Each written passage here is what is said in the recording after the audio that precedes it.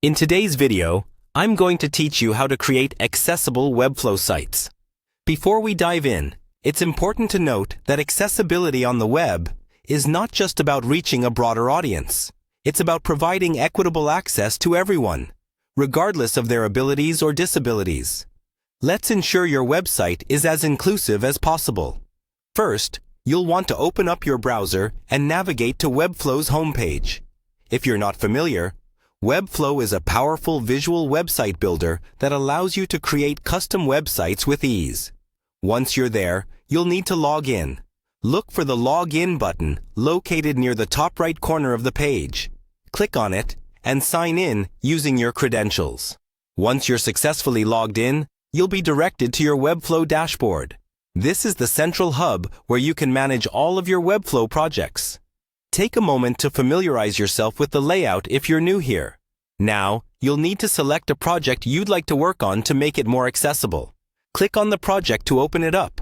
With your project open, you need to focus on the images you've used throughout your site.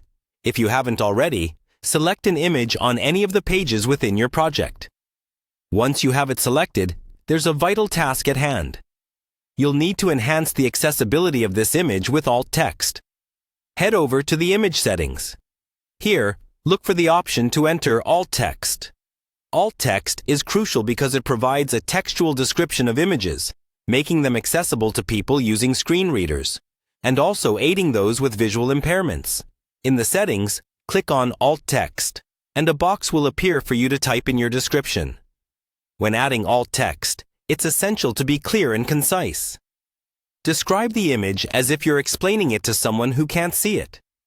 You want to include details that convey the content and purpose of the image. For example, instead of simply saying dog, you might say a golden retriever playing with a red ball in the park. This level of detail is what makes an image truly accessible.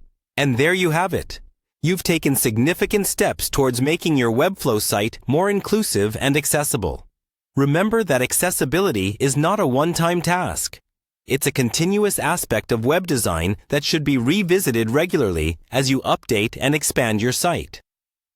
By following these simple steps, you're ensuring that your digital content can be appreciated and navigated by everyone. Thanks for watching, and don't forget to subscribe for more insightful tutorials.